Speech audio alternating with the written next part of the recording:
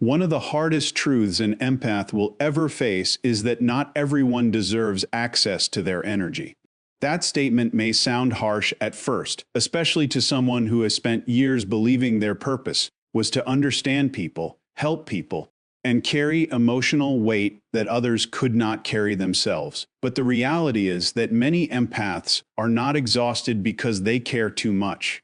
They are exhausted because they have never learned where their responsibility ends and someone else's begins. Most empaths develop a habit of emotional caretaking long before they realize they're doing it. They walk into a room and instantly begin reading the emotional climate. They notice tension before anyone mentions it. They recognize sadness hidden behind a smile. They sense frustration in a person's tone long before words reveal it. This heightened awareness can be a remarkable gift, but when awareness turns into responsibility, problems begin. The moment you feel responsible for managing everyone else's emotional state, you stop living your own life and start living as an emotional employee for the people around you. Psychologically, this creates a dangerous pattern. Every interaction becomes a subtle transaction. You feel compelled to make people comfortable. You try to prevent disappointment, you avoid conflict, you smooth over tension. You become the person who absorbs discomfort, so others don't have to experience it themselves. Over time, this becomes your identity.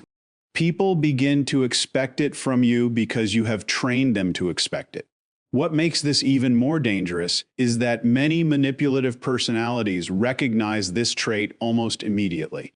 They may not consciously understand what they're doing, but they instinctively move toward people who are willing to carry emotional burdens. They unload their problems, seek endless validation, demand attention, and consume emotional resources without ever asking whether they're giving anything in. Return, the empath often mistakes this for connection. But connection and emotional dependency are not the same thing. A healthy relationship involves mutual investment. Energy flows both directions. Support flows both directions. Respect flows both directions. Yet many empaths find themselves trapped in relationships where they are constantly giving while receiving very little beyond temporary appreciation.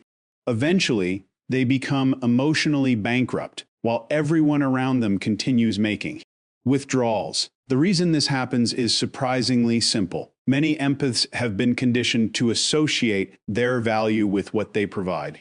They believe they are worthy when they are useful. They believe they are lovable when they are helping. They believe they matter when they are sacrificing. This creates an invisible prison, because if your worth depends on giving, you will never feel comfortable protecting yourself.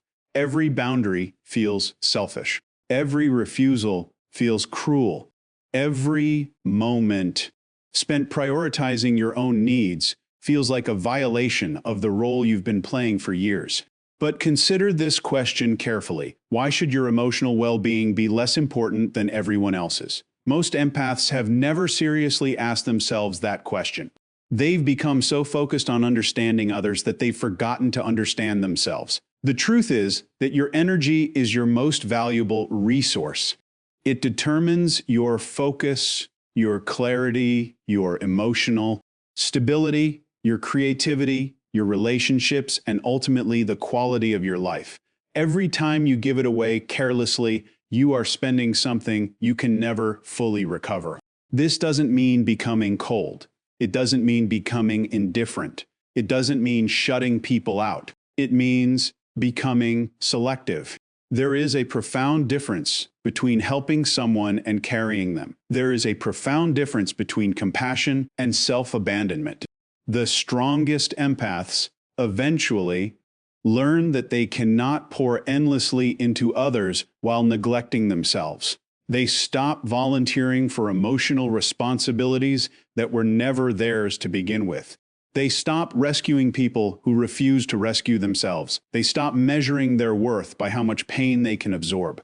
And something remarkable happens when they do. Their energy returns. Their confidence returns. Their peace returns. Because for the first time, they are investing in the one person who has been overlooked for far too long themselves. Remember this, every person who demands your energy should earn access to it, but you should never have to earn the right to keep it.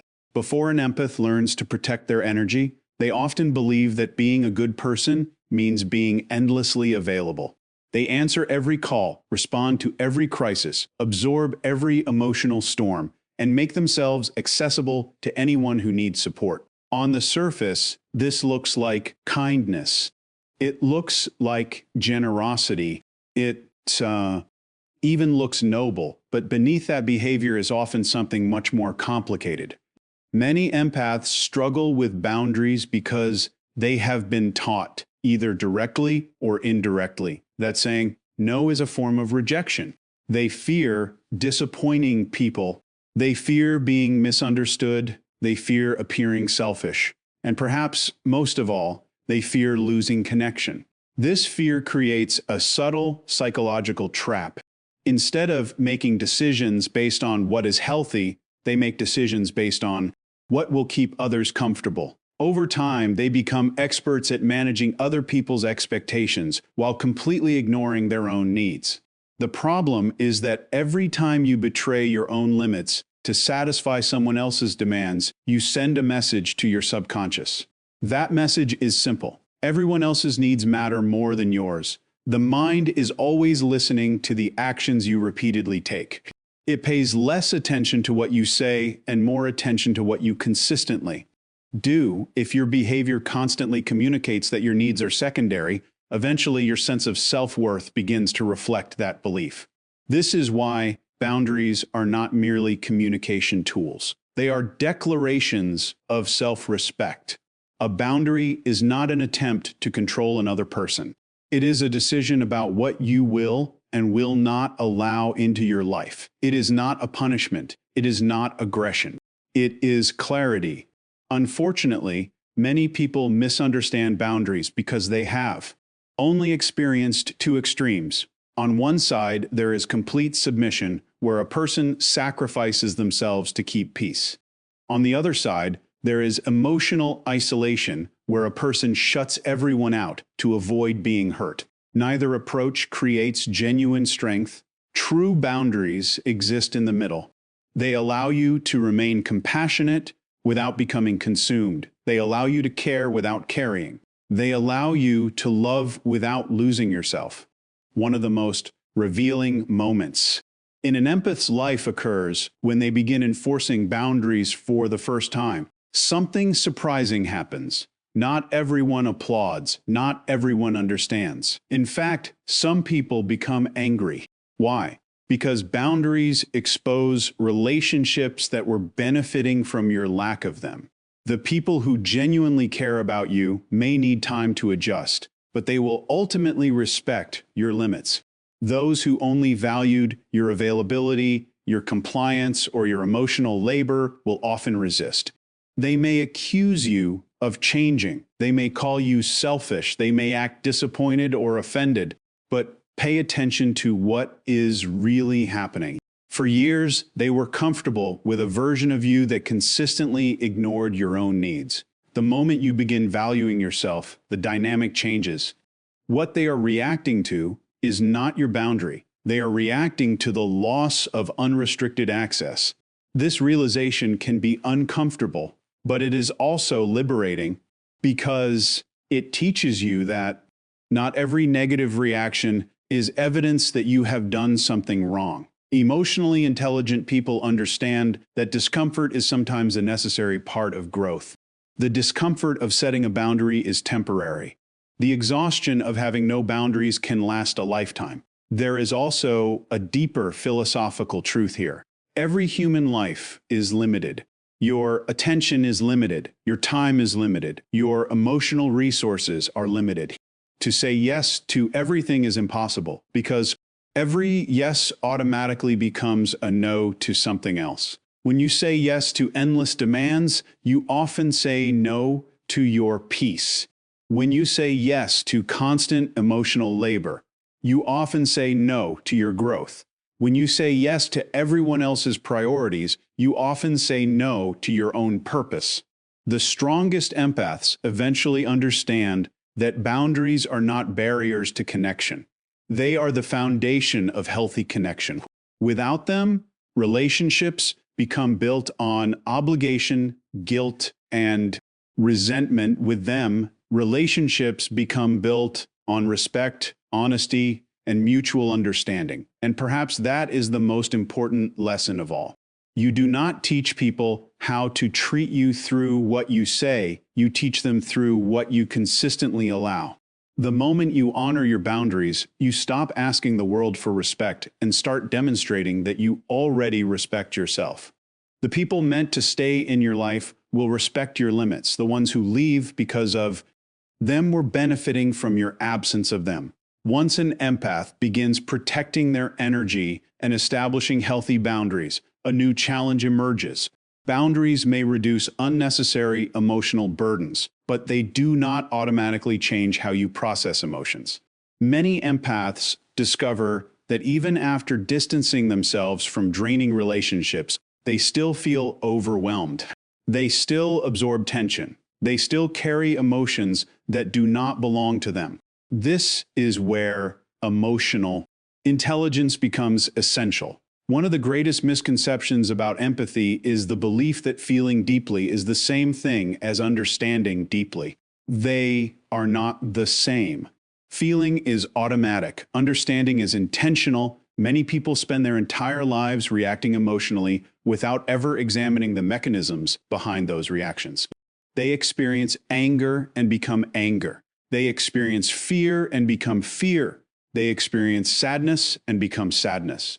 The emotion takes control of their attention, their behavior, and often their identity in that moment. Empaths are particularly vulnerable to this because their awareness is so finely tuned. They notice subtle shifts in mood, energy, tone, and behavior. What begins as perception can quickly become absorption. Instead of observing another person's emotional state, they unconsciously internalize it. The result is emotional exhaustion, not because they lack strength, but because they have mistaken sensitivity for responsibility. Emotional intelligence begins with a simple but transformative realization. Not every emotion you feel requires your participation. Think about that for a moment. Just because an emotion enters your awareness does not mean it deserves control over your behavior. Just because someone around you is anxious does not mean you must become anxious. Just because someone is angry does not mean you must carry their anger. Awareness does not require attachment. This distinction changes everything. Psychologically speaking, emotions are information. They are signals, not commands. Their purpose is to draw attention to something that may require consideration.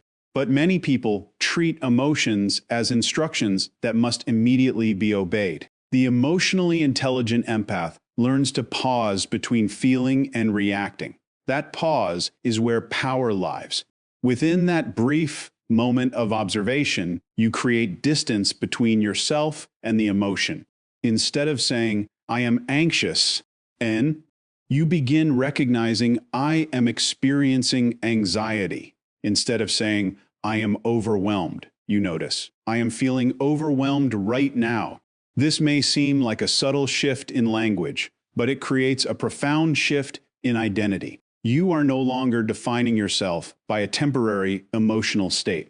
You are becoming the observer rather than the prisoner. The philosopher and psychologist alike would agree on one important principle: freedom begins when awareness separates itself from impulse.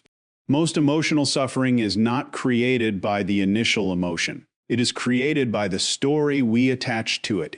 A feeling appears, and immediately the mind begins constructing explanations, predictions, fears, and assumptions around it. Before long, a temporary emotion becomes a permanent reality in our imagination. Emotionally intelligent people learn to interrupt this process. They become curious instead of reactive. When discomfort appears, they ask questions. Why am I feeling this? Is this emotion truly mine? What triggered it? What belief is connected to it? What action, if any, does this situation actually require? These questions transform emotional experiences from sources of suffering into opportunities for self-awareness. This is particularly important for empaths because many of the emotions they carry originate from old conditioning. Childhood experiences, past relationships, unresolved wounds, and unconscious beliefs often influence present reactions. A person's criticism may feel devastating not because of what was said, but because it activates an old fear of rejection. A disagreement may feel threatening not because of the conflict itself, but because it awakens an old need for approval. Emotional intelligence allows you to recognize these patterns without becoming controlled by them. Over time, something remarkable begins to happen. The same sensitivity that once exhausted you becomes one of your greatest strengths. You still notice what others miss. You still understand human behavior. You still recognize emotional undercurrents, but now you observe them with clarity instead of absorbing them with vulnerability. You become calm in situations that once overwhelmed you. You become thoughtful where you were once reactive. You become grounded where you were once emotionally scattered. And perhaps most importantly, you stop allowing other people's emotional weather to determine the climate of your inner world. That is true emotional mastery, not the absence of emotion, but the ability to experience emotion without surrendering your identity to it. Because the goal was never to feel less. The goal was to feel deeply without losing yourself in the process. And the moment you learn that distinction, your emotions stop controlling your life and start informing it. As emotional intelligence begins to grow, another lesson emerges, one that many empaths resist for years because it challenges a belief they have carried most of their lives. It is the belief that if they care enough, understand enough, sacrifice enough, or love enough, they can change people. At first glance, this belief seems compassionate. It feels hopeful. It feels like an expression of empathy, but underneath it often lies a subtle illusion of control. Many empaths spend enormous amounts of emotional energy trying to rescue people from their own decisions. They see potential where others see problems.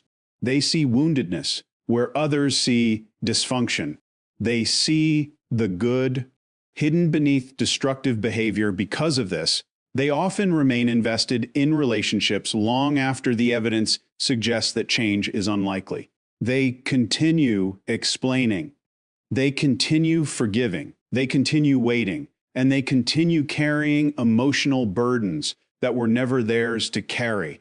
The challenge is that empathy can sometimes make it difficult to distinguish between understanding a person's pain and taking responsibility for it. Understanding is healthy. Responsibility is not. You can understand why someone behaves the way they do without accepting the consequences of their choices as your personal burden. This distinction is critical because one of the most painful realities of human nature is that people do not change because we want them to. They change when they are ready to confront themselves. Growth cannot be forced. Awareness cannot be gifted. Wisdom cannot be transferred by persuasion alone. Every person must eventually make their own decision to evolve. Yet many empaths unconsciously become trapped in the role of emotional negotiator. They believe that one more conversation, one more explanation, one more sacrifice, or one more chance will finally produce the transformation they have been hoping for. Years can disappear inside that cycle. What makes it so difficult to leave is that the empath is often focused on potential rather than reality. Potential is powerful, but it can also be deceptive.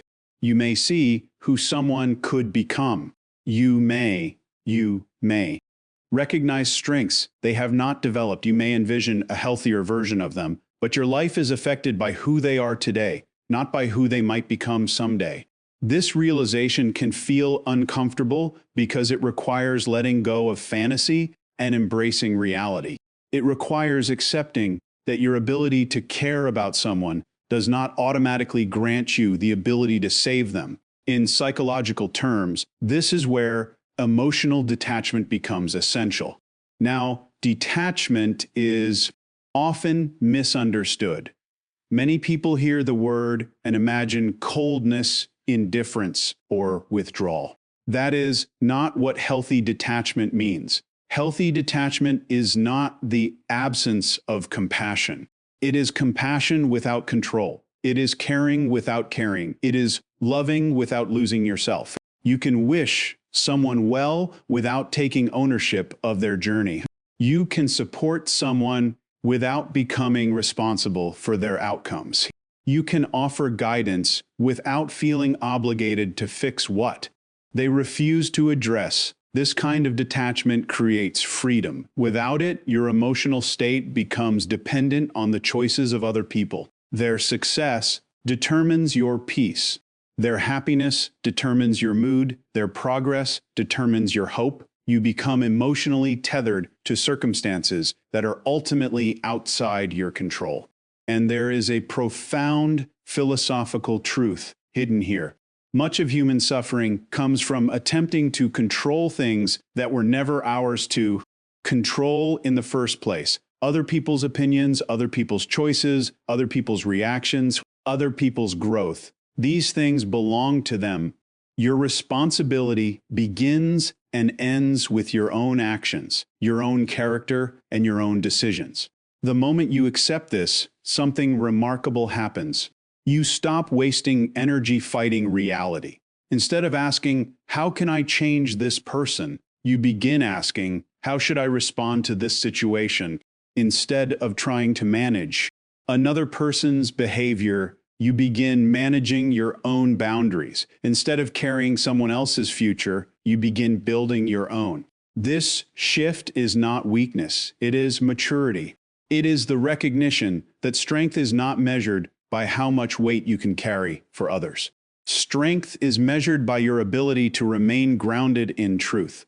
Even when your emotions urge you to take responsibility for things that are not yours, the emotionally intelligent empath eventually learns that peace does not come from fixing everyone around them. Peace comes from accepting reality as it is, while continuing to act with integrity and compassion. You can still care deeply. You can still love deeply. You can still hope for the best in people, but you no longer sacrifice your own well-being in pursuit of outcomes you cannot control. And that may be one of the most liberating realizations of all. You are not responsible for saving every person you understand.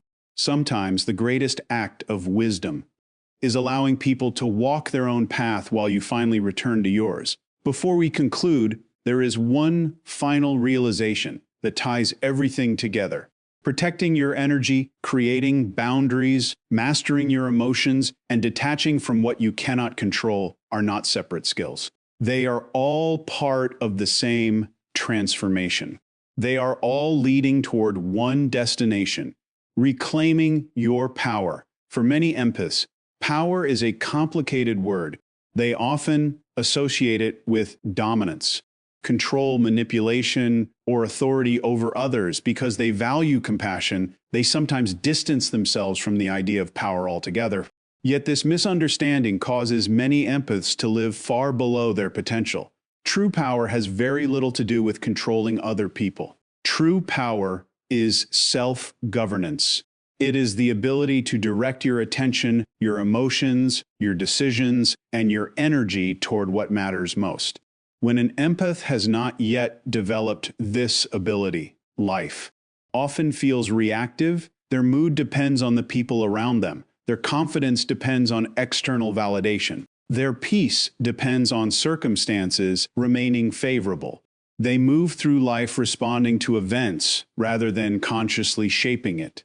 But once the lessons we have discussed begin to take root, a profound shift occurs. The empath stops living in survival mode for years. Many empaths operate as if they are constantly defending themselves against emotional threats. They scan for tension. They anticipate conflict. They monitor the needs of others. They remain hyper-aware of every change in mood, every subtle signal, every potential problem. While this awareness may have developed as a survival strategy, It is not meant to become a permanent way of life. A person cannot fully create while they are constantly protecting. A person cannot fully grow while they are constantly reacting. A person cannot fully lead while they are constantly seeking approval.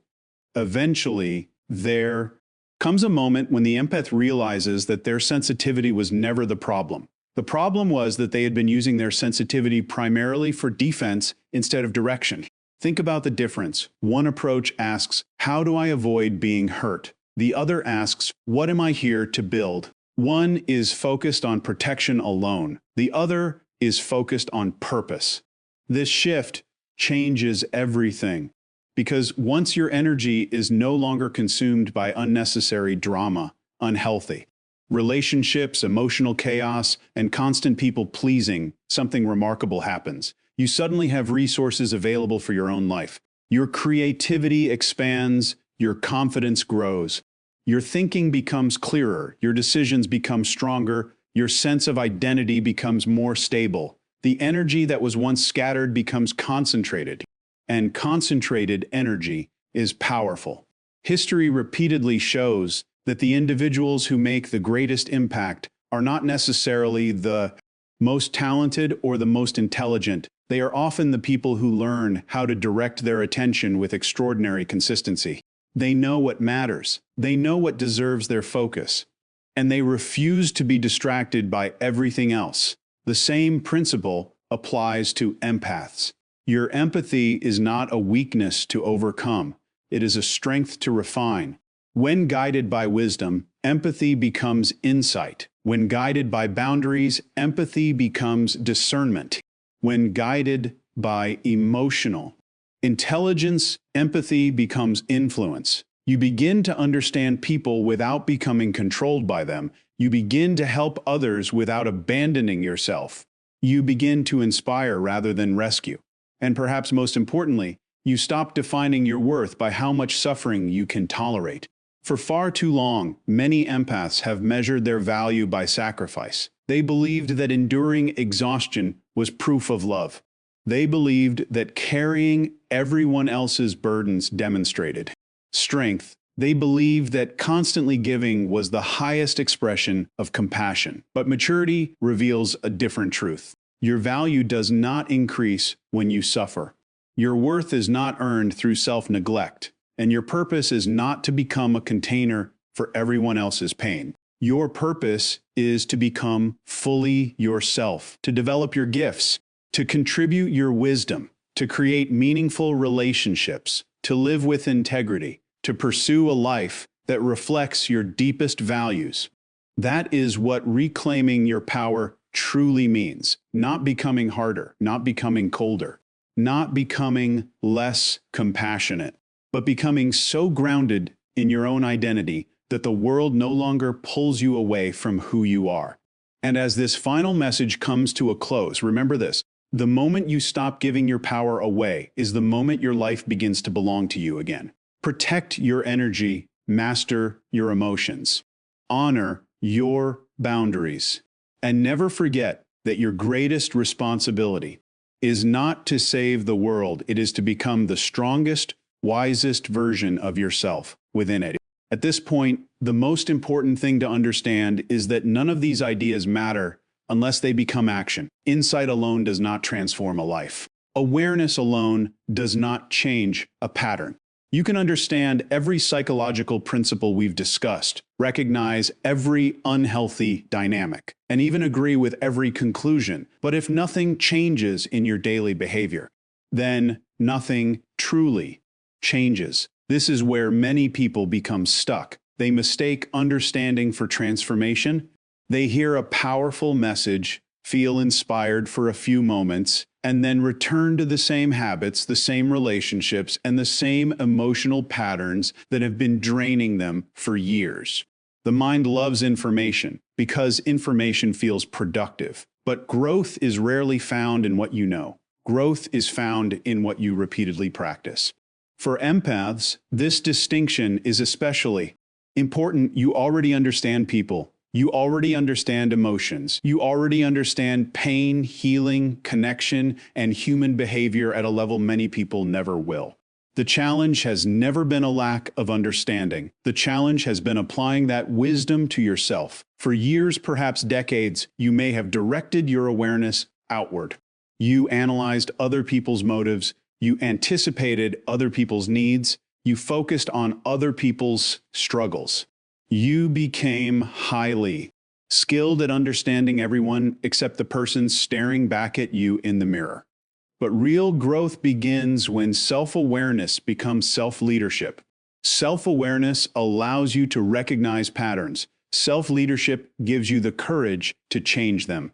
And change often begins with very small decisions. A boundary that is finally enforced. A conversation that is finally honest. A relationship that is finally evaluated realistically. A moment when you choose peace instead of people-pleasing. A day when you stop apologizing for having needs. These actions may seem insignificant in isolation, but human lives are built through accumulation. Your future is not determined by one dramatic moment. It is shaped by hundreds of small decisions repeated consistently over time. The philosopher Aristotle observed that excellence is not an act, but a habit. Modern psychology arrives at a remarkably similar conclusion. Identity is reinforced through behavior. Every action becomes evidence for who you believe yourself to be. If you consistently abandon your own needs, you reinforce the belief that your needs do not matter. If you consistently honor your boundaries, you reinforce the belief that your well-being has value. If you consistently protect your energy, you teach yourself that your life deserves intentional stewardship. This is how transformation occurs, not through sudden perfection, not through becoming a completely different person overnight, but through gradually aligning your actions with your deepest understanding. And perhaps that is the final lesson every empath must learn. Your empathy was never meant to be a burden. It was never meant to become a source of exhaustion. It was never meant to trap you in cycles of self-sacrifice. It was meant to become a source of wisdom, a source of insight, a source of strength. The world does not need more people who are emotionally depleted from carrying everyone else's problems. The world needs emotionally intelligent individuals who can remain compassionate without losing themselves. It needs people who can care deeply while remaining grounded. It needs people who can understand suffering without becoming consumed by it. It needs people who can lead through clarity rather than guilt, through wisdom rather than obligation. And that begins with a decision, not tomorrow, not when circumstances improve, not when everyone finally understands your boundaries. Today, the decision to stop abandoning yourself, the wandan, decision to protect what is valuable, the decision to recognize that your energy, your attention, and your life are finite resources worthy of protection and purpose. Because in the end, the greatest act of self-respect is not understanding what needs to change. It is having the courage to change it. And the moment you begin acting on what you already know, you stop being a spectator in your own life and become the person who finally takes ownership of it.